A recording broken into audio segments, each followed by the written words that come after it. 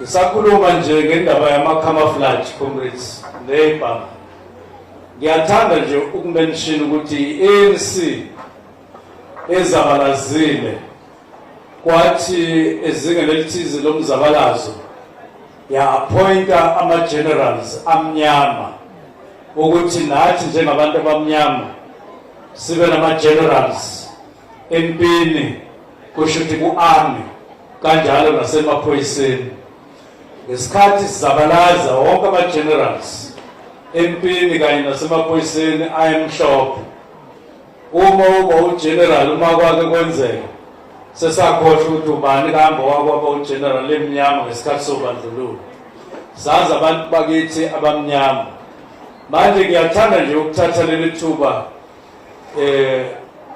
ngiyiqhakambise lento yokuthi ama-generals ethu emaphoyiseni nasempini leli thuba elavezwa yi-African National Congress bangalixobi ngenyawo. Uminista wamaphoyisa kuleli umnumzane Senzo Mchunu uxwayisa uLieutenant General Nhlanhla Mkhwanazi ongukhomishina wamaphoyisa KwaZulu-Natal ngokuthi qaphela ukuthi leli thuba owalinikezwa iqembu le-ANC lokuba umkhuzi wamaphoyisa, qaphela ukuthi lelo thuba awulinyatheli ngezinyawo ngoba abeqembu le-ANC balwela kanzima ngesikhathi sobandlululo ukuthi ke nathi sibe nokhomishina bamaphoyisa bebala elimnyama. Uthi ke kulawo ma-uniform ecamouflage nwagqokayo esosha nalezo sibhamu enisiphathayo nikhumbule ukuthi ke abeqembu le-ANC bakulwela kanzima kanjani lokho. Uthi ke abantu okubafanele ukuthi ke babe kulezi khundla basala empini yomzabalazo. Ngakho ke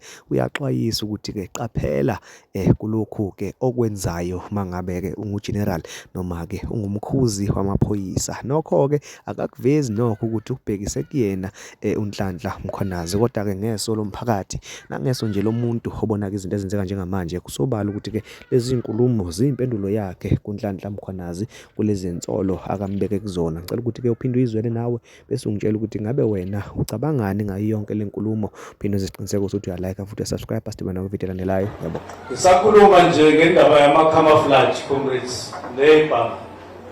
Ngiyathanda nje ukumention ukuthi i-ANC ezabalazile kwathi ezingeni elithize lomzabalazo ya-appointa ama-generals amnyama ukuthi nathi njengabantu abamnyama sibe nama-generals empini, kusho ukuthi ku-army kanjalo nasemaphoyiseni.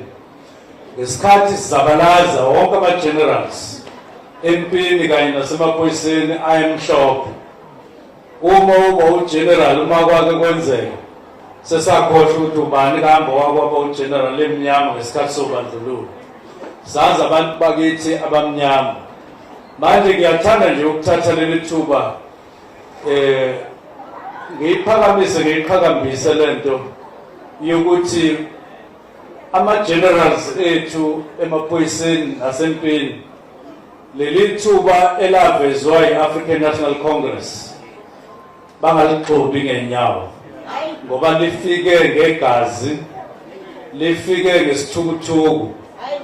Abanye kwakufanele ukuthi bagqoke lama-camouflage, bagqoke lezi mendlela zama-generals, basheshe bahamba ey'meni ezibuhlungu bezabalazela ukuthi le nkululeko siyithole. Ngakho-ke bawuphathe kahle lo mcimbi, bawuhloniphe lo mcimbi, bayihloniphe lezi ikhundla ngendlela okwakuhloswe ngayo ngesikhathi silwela le nkululeko.